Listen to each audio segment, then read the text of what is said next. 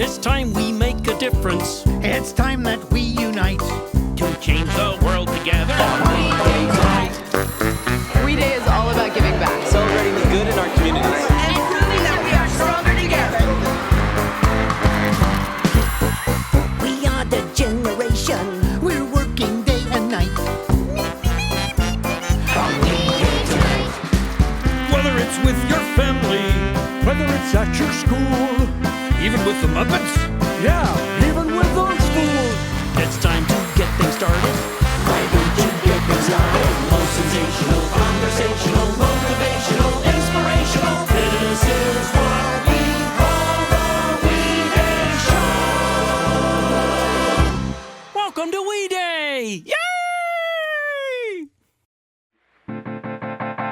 Make some noise for your host of We Day Seattle from the hit show Jane the Virgin, Jenna Ortega. Actor and recording artist Jordan Fisher. Actor, author, and activist Lily Collins. And Disney star Sky Jackson. We Day, are you ready? Hello, We Day! Are you guys ready to have some fun today? I can't hear you. Are you ready to have some fun, We Day? Welcome to the Key Arena. We are your hosts for the day, and we are so excited because today is all about you.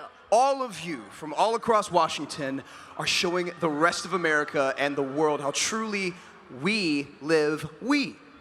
Today, we're going to highlight 4 ways to live we every day, at home in school, in our communities, across the country, and around the globe. And throughout the day, the 4 of us are going to show you how we live we as well. Hey, Lily, why don't you and Jordan get things started? Sky and I will catch up with you in a bit. See you soon. Well, bye-bye.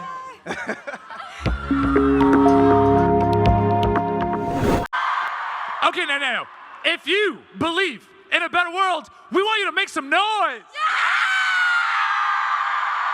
This is a movement for change born from the idea that when we come together, we can do anything. You see, we know it doesn't matter what country you were born in. Or what neighborhood you live in. It doesn't matter what your parents do for a living. It doesn't matter the color of your skin. Or who you love. Each and every one of us has a place in this community. You see, all of this started was when I was 12 years old. One morning, I was reaching for the comics in the local newspaper, and I read a story about a child slave from Pakistan. He was 12 when he was killed. I was 12 at that time. The differences in our lives shocked me. I tore it from the newspaper and brought it to my 7th grade class. I had no idea what to do. And I said, I need your help. Will you join? 11 hands went up in my class.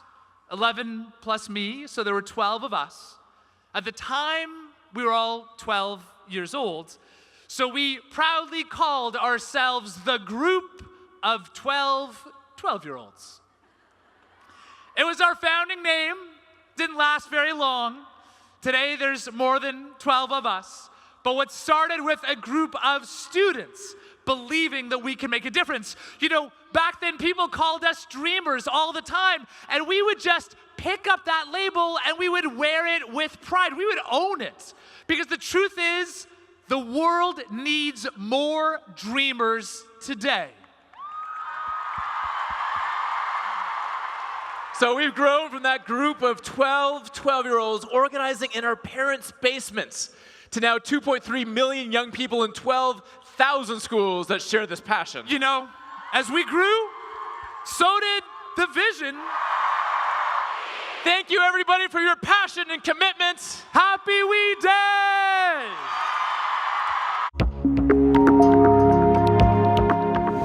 Cause tonight, the sun's shining bright. I'm live for you and I. No, it's not about us. This is all about us. This is all about us. So why don't we live the dream of life? Gotta open up our eyes. it's not about us. This is all about us. This is all about us.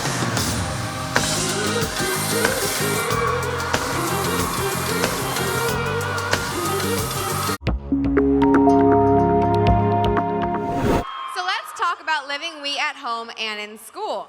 Life here in Seattle is great. Easily one of my favorite cities. And there's no shortage of things to do. Maybe you play baseball with your friends every weekend, trying your best to throw heat like King Felix. Yeah?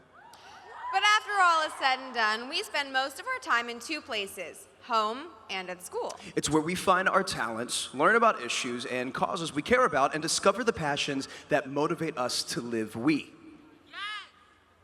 Yes! Yes! So, yes, go on, man. Want to learn more about how to get involved with WE? Visit we.org/weschools to find out.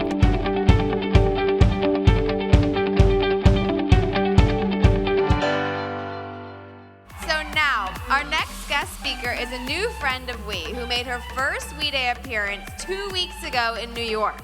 Today, she's here not only to host, but to speak to a cause close to all of us, bullying. You know her as Zuri Ross from Disney Channel's Jessie and Bunked. Make some noise for Sky Jackson.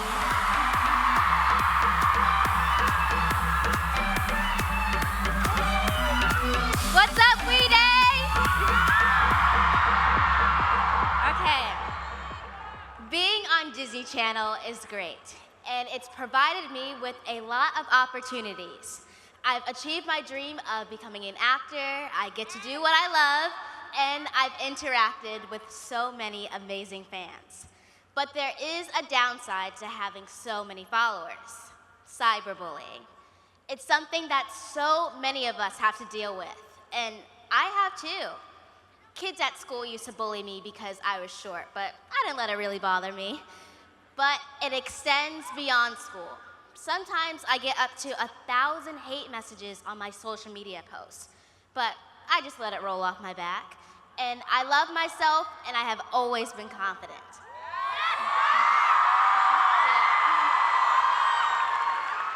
I also have people to talk to when I'm feeling down, which really helps. But I know that's not the case for everyone. If you are being bullied, tell someone. Whether it's a parent, guardian, teacher, or a friend, you do not have to go through it alone. Even if it feels like you're all alone, there's always someone willing to have your back. If you do have a friend that's being bullied, stand up for them. When I see one of my fans getting bullied online, I always try to speak up for them. It makes all the difference just knowing that someone does care. And finally, know if that you are being bullied, it will not last forever. And you can get through this. Be kind to each other. It's as simple as that. Thank you, WE Day. This year, the blockbuster hit Hidden Figures told the incredible untold story of the brilliant African-American female trio who served as the brains behind one of the world's greatest operations in history, NASA's space launch of astronaut John Glenn into orbit. The mission united the nation and electrified the world, shining light on these women who crossed lines, gender, and race, inspiring generations to come to dream big. And our next speaker is following in these women's footsteps as a 22-year-old engineer working with NASA herself. Her story is absolutely incredible, but let's hear it from her. WE Day, please welcome Tiara Gwynn.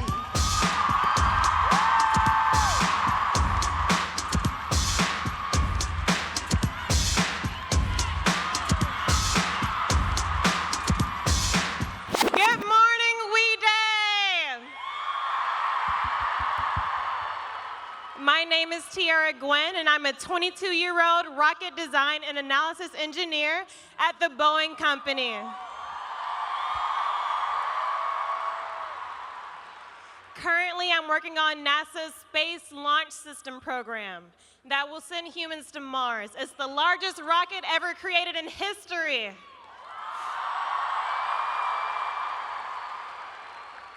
As you can see, I'm a young woman of color. In the aerospace field, that despite incredible progress, makes me a triple minority. Getting to Boeing and NASA was not easy, and no dream ever is. You always have to fight to achieve them. It requires focus and determination. But women are powerful, and no one can say otherwise.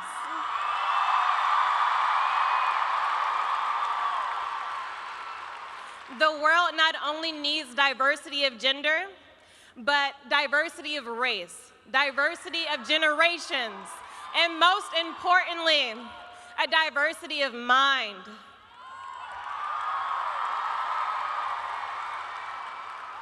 The fight for equality isn't solely in the numbers. It's in the small success stories, like a young girl excited about math in the supermarket, or an engineer in the making, always looking forward to building a rocket to send humans to Mars. Equality is in our role models, like my mother, my colleagues, and the women at Boeing and NASA that came before me, bravely paving the way for me to succeed and thrive. We all have the power to change the world, whether that's, yeah, clap for yourselves, that's you.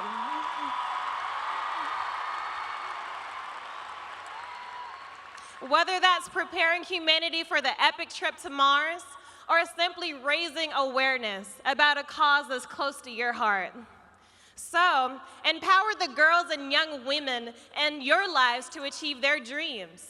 Encourage curiosity, permeate a sense of wonder, and support the aspirations of others. And most importantly, believe in yourself. Thank you so much, We-Day. Our next speaker is a Seattle-born youth who is doing some pretty inventive things to make the world a more inclusive place for everyone. Please welcome to the stage the inspirational Thomas Pryor. Hello, We-Day! How are we all doing? Awesome. My name is Thomas, and I am the creator of Sign Aloud. Sign Aloud is this pair of gloves I created to help improve the lives of those who are deaf or hard of hearing. Ever since I was a kid, I've had a passion for technology, a desire to create and invent. And when I started college, I got involved in hackathons, which are like these 24-hour inventing competitions. And it was at an event like this that the first version of Sign Aloud came to life. I ended up winning that hackathon, and soon after, Sign Aloud began to gain momentum. And I knew I wanted to grow this technology. I started researching hearing loss and those affected by it, and I learned something very important. Being deaf is not a disability. It's an identity. And there's no problem for me to solve in the deaf community. What we need to do is empower them to take back their language and their culture from misrepresentation. Throughout my journey working on this project, things didn't always go so smoothly. As an inventor, you're bound to make mistakes. But don't think of it as a failure or a setback. Think of it as a learning opportunity and try again. Adapt as best as you can, be proud of the progress that you've made, and above all, don't ever give up. Thank you, We-Day. Well, we've learned the power our friends and family have on us. We need to inspire and learn from one another. These are your support systems. Use them. Lean on them. Absolutely. Change starts at home and school. Look around you, guys. The peers that you came to We-Day with are your teammates for change making, and together, you're unstoppable. And of course, let's not forget about all those that aren't here with us today. Whether it's your parents or guardians, siblings, and other classmates, we need to bring our leadership and today's knowledge back to our homes and schools. The second stop on our journey towards living We is stepping beyond home and school and out into the community. Yeah, and that means you are enthusiastic down there. Woo! Thank you. And that means using our free time to do something meaningful, even if it's just an hour here or there. Taking the initiative to make a difference is so powerful. Yes. All right, now, despite her circumstances, our next speaker has never let life's hardships dampen her spirit. Instead, she's using her experiences to educate and empower other young women. We Day, give it up for Keisha Brandon.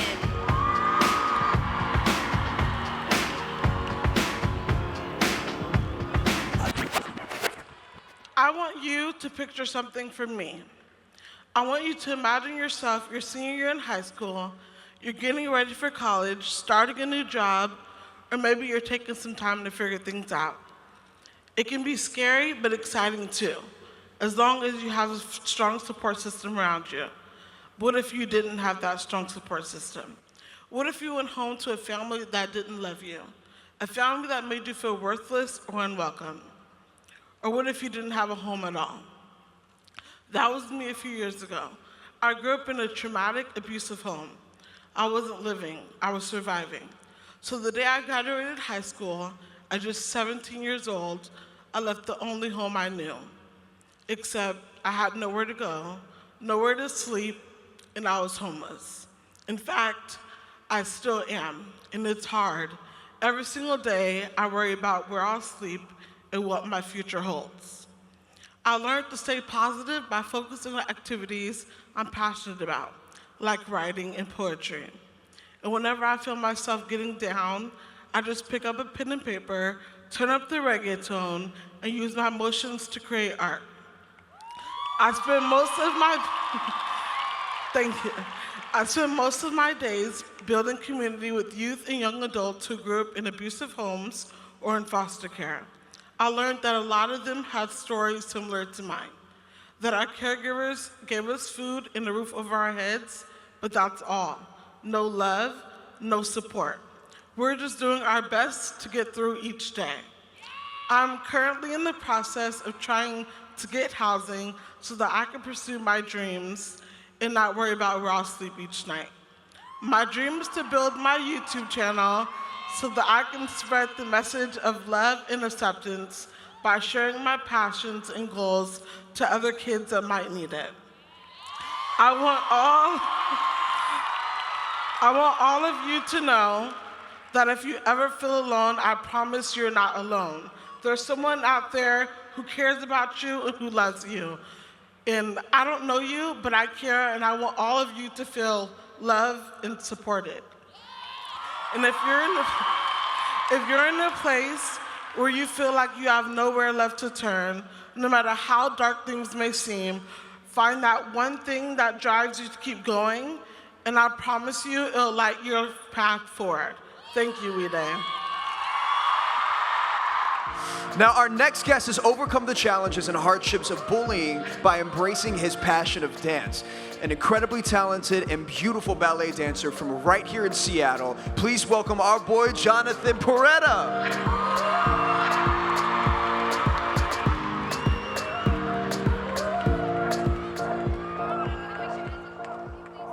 Hi, We Day. This is amazing. My name is Jonathan, and I'm a ballet dancer.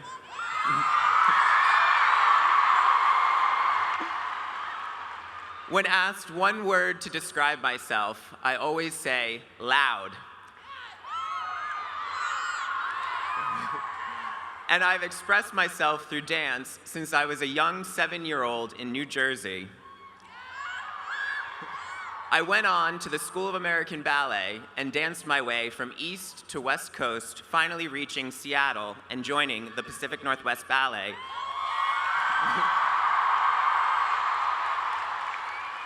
At 18 years old. Through dance, I have found my own family, a community where eccentricities are celebrated and uniqueness admired. I am wholeheartedly accepted for being me.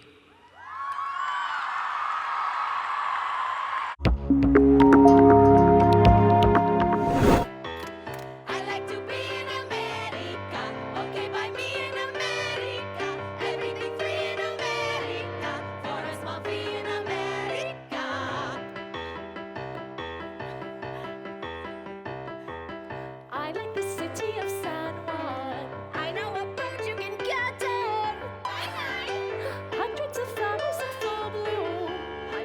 people in each room.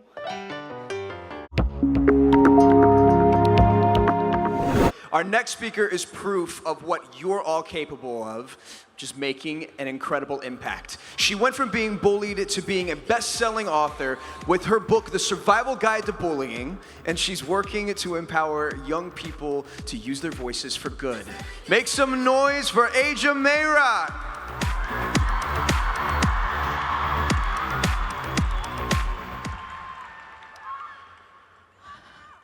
I'm gonna tell you a story about the power of words, about your own voice and being heard, the power to heal, the power to hurt.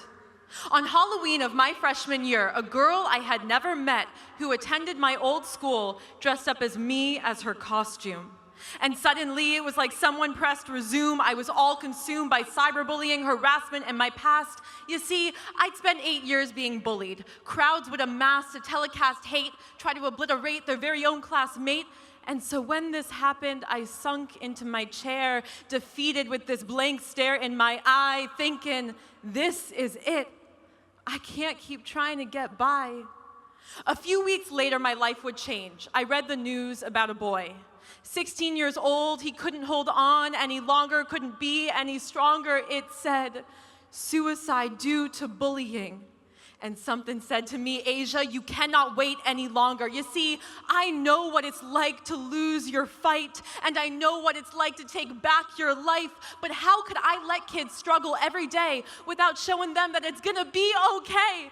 I couldn't find the answer. How do you help kids around the world? What is the answer? Do I have a voice? I didn't know. Do I have the power? I won't let go. But I'm not gonna lie, I was hesitant from head to toe. And then my mom said to me, Aja, you gotta be brave. Tell your story. If not you, who will tell the story of the 13 million American kids bullied every single year? And suddenly it all became clear, and she said to me, who do you wanna be? What do you want to achieve? What do you believe? I want to be who I needed when I was younger. I want to achieve more than I ever thought was possible. I believe in standing up. Standing up. I'm not backing up, easing up, or shutting up. I'm gonna make a change. So I put pen to paper, rearranged the thoughts that poured from my brain, and created a book that goes by the name, The Survival Guide to Bullying. The book Aja needed when she was 10, 12, 15. It just came a few years late. But hopefully it would show everyone else how to communicate, love your weight, your sexual orientation, or your growth rate. Because it doesn't matter what anyone says to you, whether you are gay, straight, trans, lost, found, alone, sad, scared, or different. We are all different, unfinished, sufficient. So I'll leave you with this and say, I promised myself that I would take a stand, try to save others by holding out my hand, but I cannot fix this problem on my own. I need you to get up, hold your head high, raise your hand and say, I will not let another kid feel like someone else's prey. Whether you are the bully, the bullied, or the bystander, today is a new day. We Day Seattle, stand up. Don't back down and be brave. All right, we've reached the end of our second stop of the day, Living We in the Community, and I think we've learned a lot. Absolutely. Living we in the community means dedicating your free time to something meaningful. Yeah, and the best way to do this is to take a step back from our own lives and try and make a difference in the community, whether it's promoting equality or being a voice for people in need. Every small impact is powerful.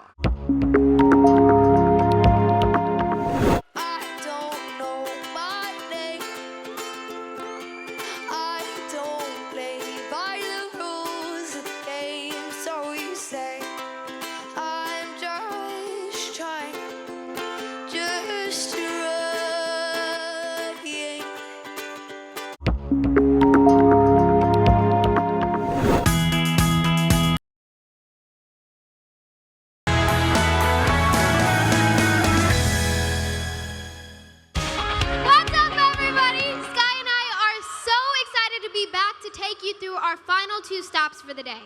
And now we've reached our third and arguably the timeliest stop, living we nationally.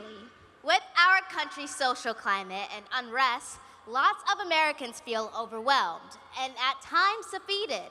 But not us. We're all gathered here today because we're different, united by an important common goal. We want to make the world a better place. Absolutely. Yeah, you guys can go.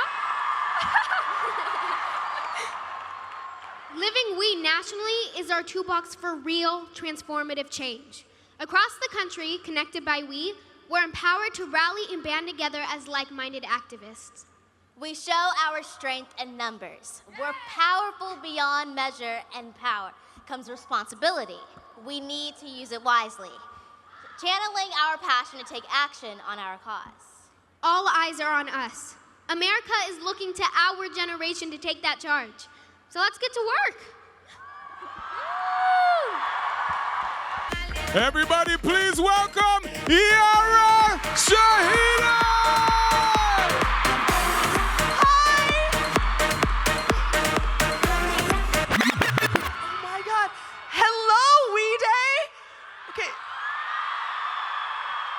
This is the coolest. I'm so happy to be here. But, okay, I wanted to first start by taking a quick survey. Raise your hand if over the past week you've used Snapchat, Instagram, Twitter, Facebook, Instastory, Tumblr, any of it. Whoa, there's a lot of you. Okay, that looks like everyone. You can lower your hand. Now, that question was pretty easy, right? But what truly matters isn't where we post or how often we post. It's what we post. The content of what we share with the world reflects the purpose and meaning behind everything we do. There's something I've noticed lately that's really starting to pick up momentum, and I'm pretty sure our generation is what's gonna just push it over the edge. It's our ability to lean on each other, no matter what.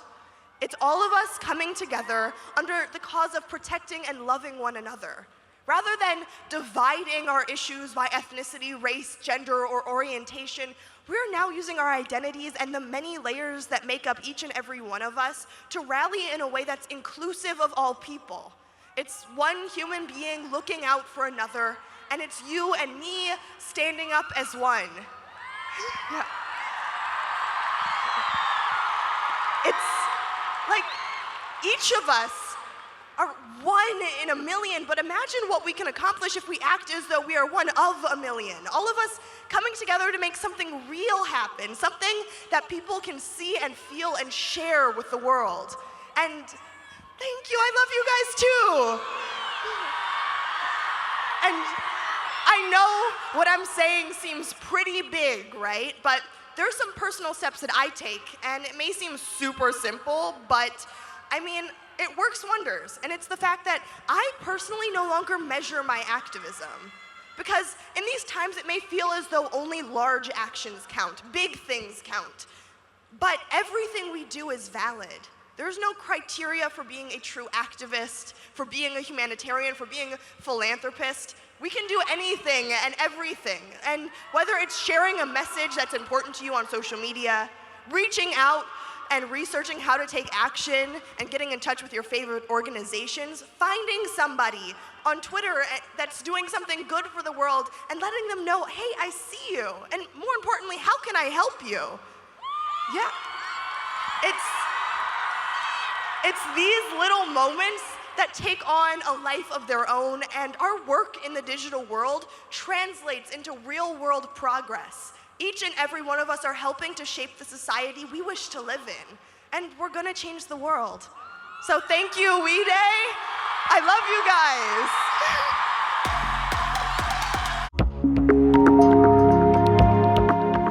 I need you to know that you're not alone. I can let it rock, but you will be my stone. Forever in my heart, you will be my stone. You're my stone. All the problems in the world couldn't tear us apart. You're my heart.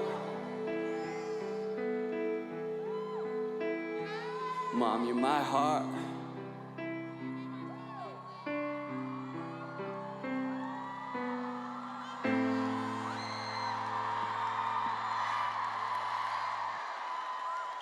Vitakuyapi.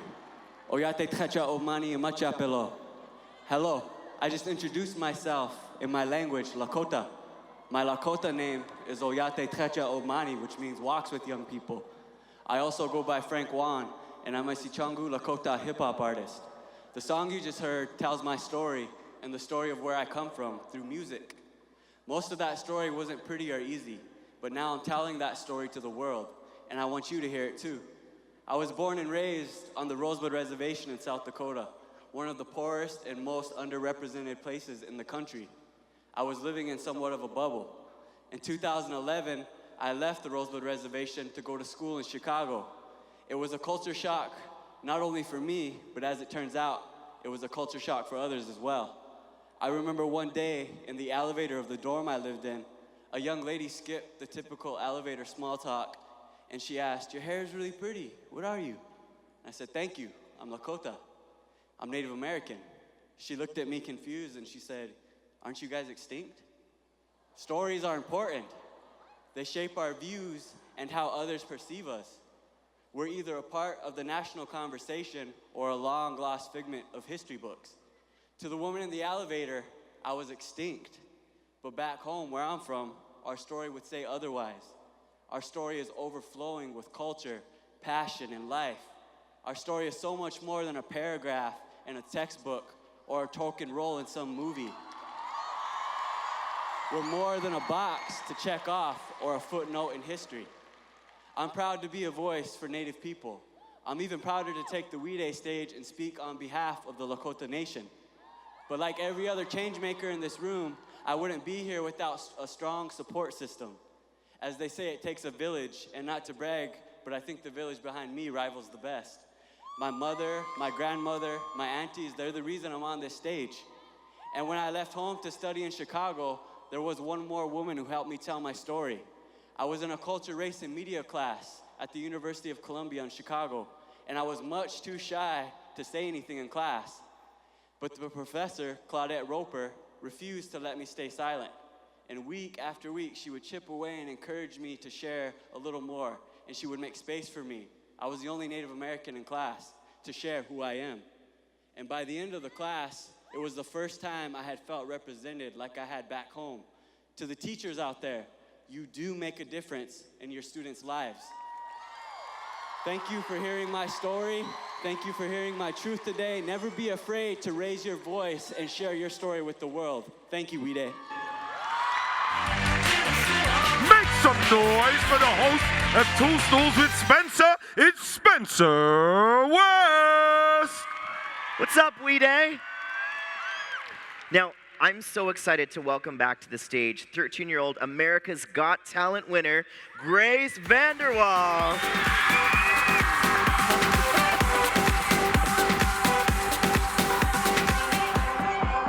Hi. I thought I was gonna be late and like. You weren't late, you were right on time. Great. You're good. Everybody give it up for Grace.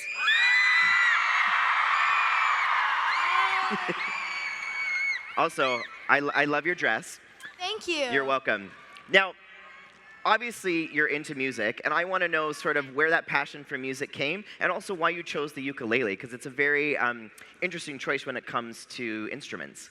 Yeah, well, I've always loved music all my life, and we had a friend from Brazil stay over, and the uke is pretty popular in Brazil, and I just liked it, and I got myself one.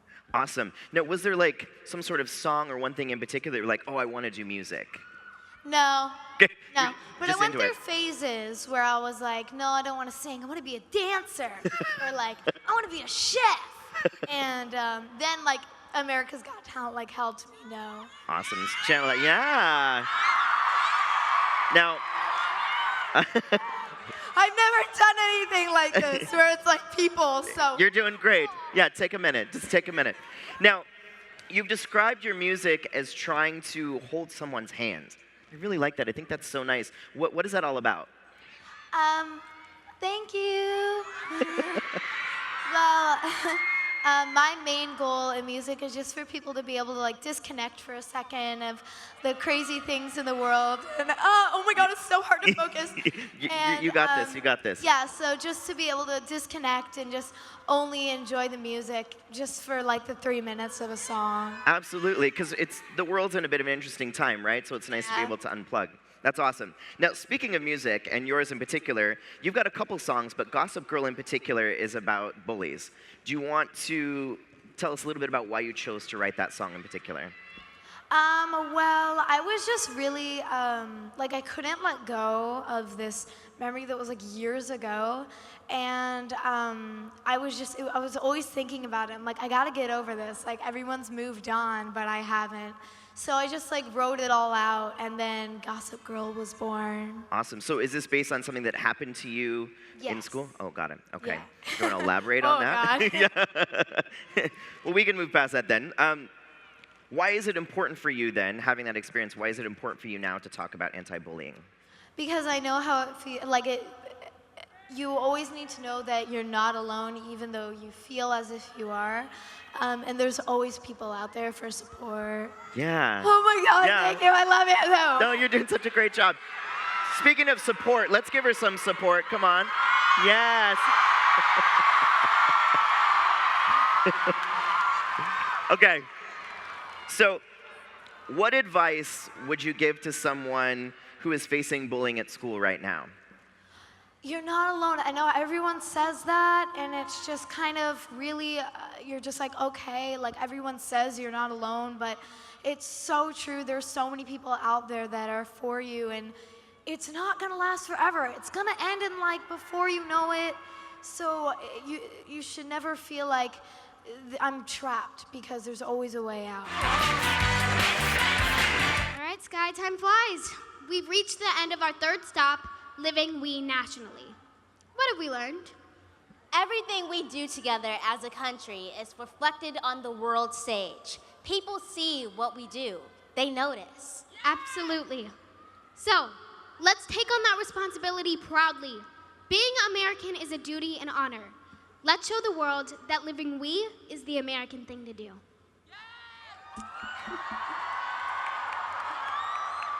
All right, We Day.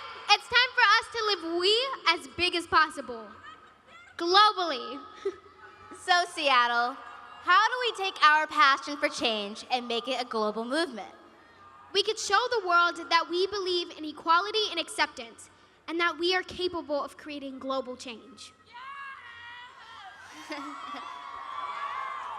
And when we get involved in social movements and campaigns like We Schools, we make global connections. There are 7.5 billion people in the world, but the movement needs every single one of you. Now, our next speaker truly understands the power of taking leadership to the global stage. We Day, please welcome Michelle Chiquanine. Woo!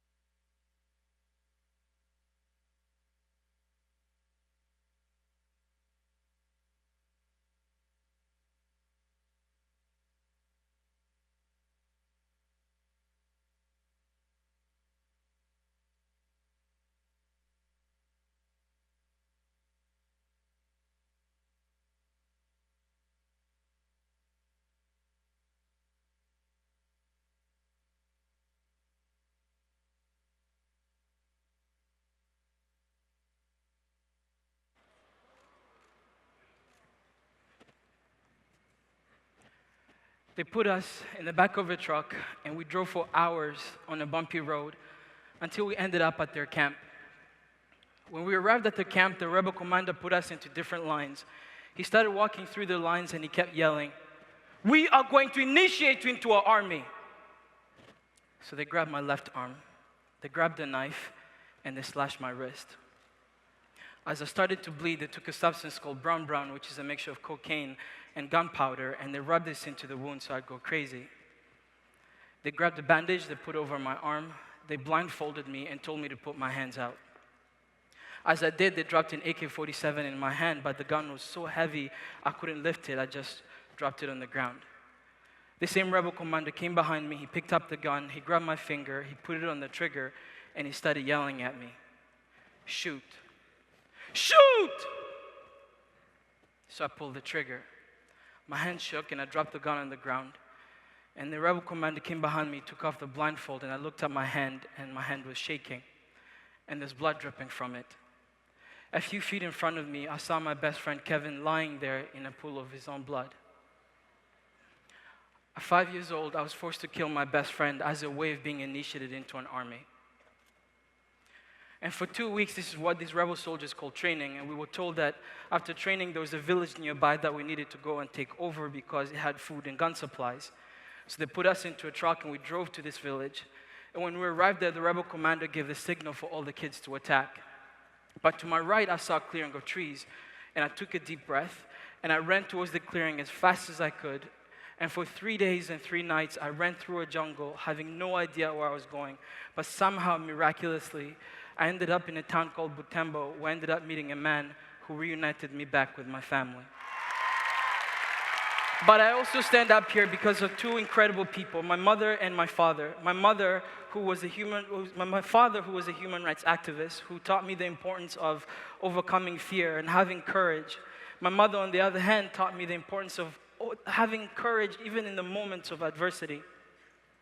When I was 10 years old, my family, we became refugees, and we were refugees in Uganda.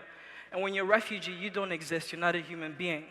And in order for you to be recognized, you needed a refugee number. So my mother would walk on the streets in Uganda every single day for 3 hours to go to the United Nations office for 4 years until we were finally given a refugee number. And if it wasn't for my mother having courage and persisting every single day to walk in one of the most dangerous streets for women, I would not be here in front of you today. My father, on the other hand, was a human rights activist who was one of the very first people to link the war in Congo with conflict minerals. And my father was killed for his work. But every time he would go and work, I always asked him, "Aren't you afraid of dying?" To which he's always replied to me with, "At some point, all of us will die. But the thing that we have to be worried about in our lives is not us dying or anything in between, but the legacy that we leave for our family, our community, and the world." That's what defines us as human beings. So, Seattle, my question to you is, what legacy are you going to leave for your family, for your community, and the world? And if at every moment anyone in this room, in Seattle, or anywhere around the world thinks they're too small to make a difference, well, try sleeping in a room with a mosquito. Thank you so much, Wide, and I hope you guys have an incredible day. Thank you. Hello, Wide! We are proud to join you today, representing the learners and education facilitators from Kisaruni High Schools in Kenya. We are here, thank you. We are here today to talk to you about the power of global change through programs like We Villages. As an educator, it has been a privilege to be part of the growth of so many young women back in Kenya. They have overcome so much, just like Wilta has. At first, my father was not supportive of me getting secondary school education. I was not allowed to go to school, but I wanted more than anything else. So after I graduated grade 8, I ran away from home. I lived in the forest for 2 months, figuring out what to do next. It was a very difficult time for me. Eventually, our final test scores were posted, and I saw that my grades were very high for secondary school.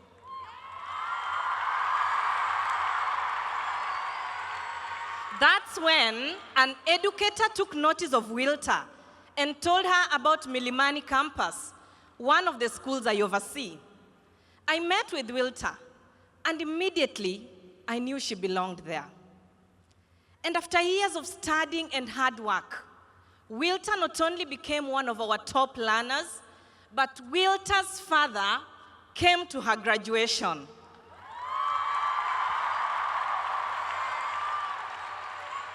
Now my father tells other community members on how important school is for young girls.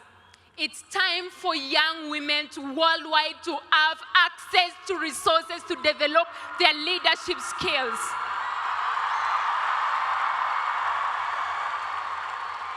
Now I have a dream to become a politician because it's time for greater representation of women and because it's time to see women in power. So from Wilta and I, thank you, thank you, thank you. Please continue to take action on a global level by participating in We Villages and empowering the next generation to change the world. Oh my God. Thank you and thank you so much, Wide. We love you so much. Thank you, Wide. This is Buzz Aldrin. Make some noise!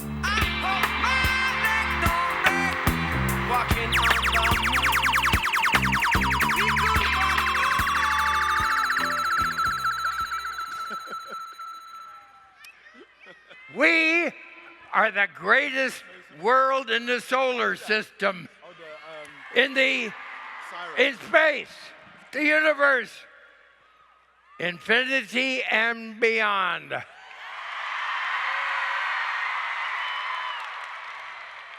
Believe it or not, I was once a kid who dreamed big dreams. You could say pioneering was my destiny because, you see, my mother's maiden name was Marion Moon. I took an oath when I was the age of 17 at West Point to serve my country. And I am proud to have served in the U.S. Air Force and the Apollo program.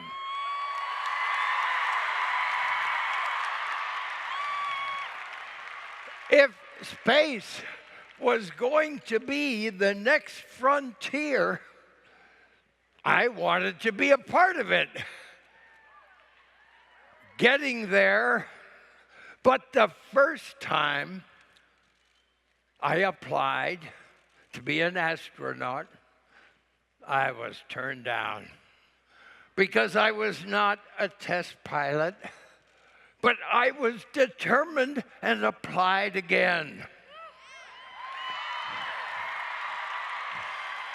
Because of my perseverance, NASA eventually accepted me into the third group of astronauts. And what a sight it was to behold outside the capsule. By the way, did you know that this was the first selfie?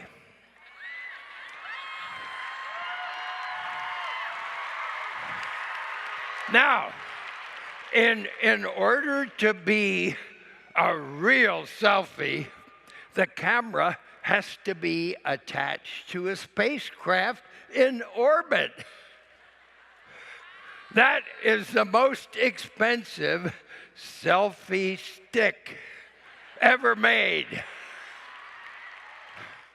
So much of what we have today wouldn't be possible without the investments in the space program. Humanity needs to explore, to push beyond current limits, just like we did in 1969.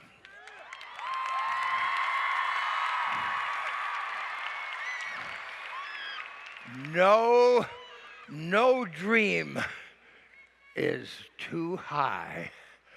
I know, because I'm living proof, and I believe the impossible can be done. Once again, through the service and teamwork of we. Let's go for it. Thank you very much. Russell Wilson!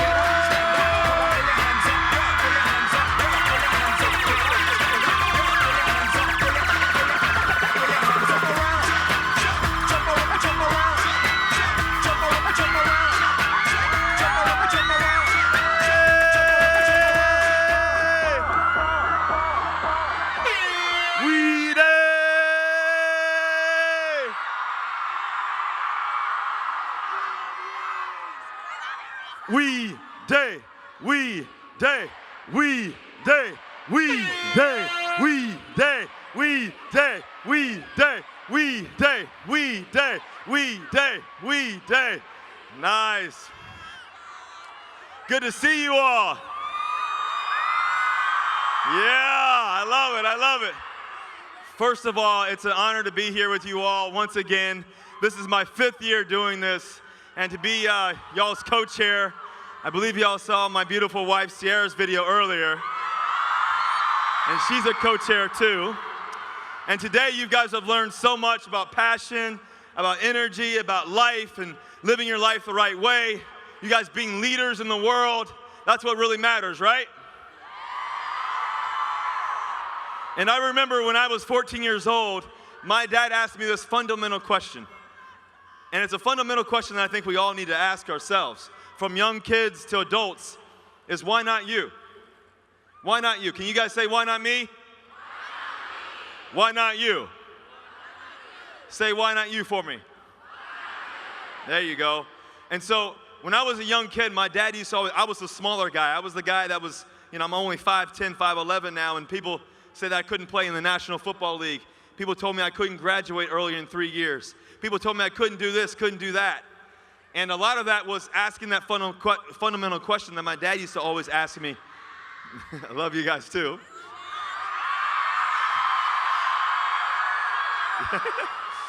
And it was asking that fundamental question about why couldn't it be me?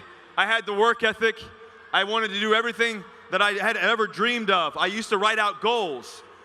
I hope that everybody in this room is writing out their goals and what they want to do in life. And once you set those goals out, go achieve them. But you can't achieve them alone. You got to achieve them with other people. You got to achieve them with your friends, your family, and even those who you don't think you need to achieve them with. You got to believe in those people too as well. And so that's one of the biggest things that I've learned about why not me, why not you. And one of the things that we asked, obviously there's some Seattle Seahawks fans in here.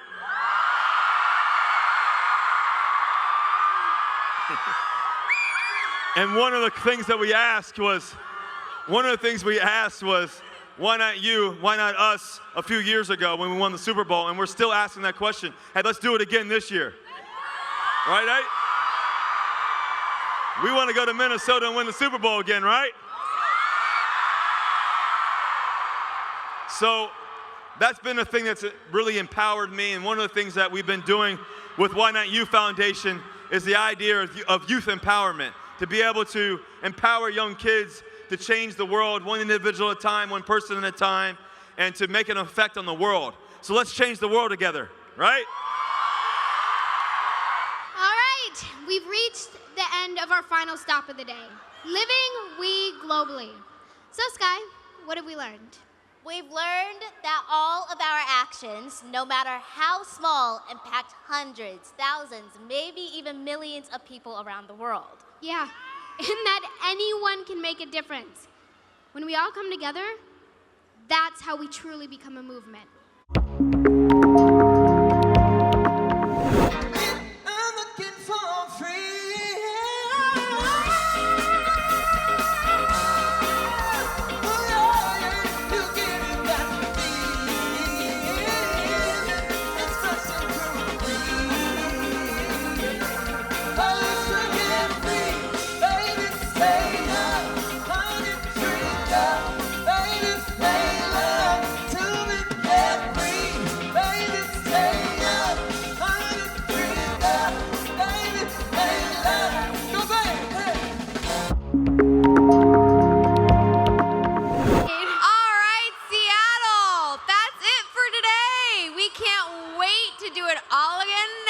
year. Yes, we hope that you have been inspired today and continue to be change makers. Let's keep the movement going strong by using the hashtag WeDay and sharing your favorite moments with us over social media at WeMovement. And don't forget to check out the We Day recap when you get home to relive the day with your friends, parents, or guardians. Just head over to aka.ms/WeDayRecap to watch our best of highlights. See you next year, We Day! Bye!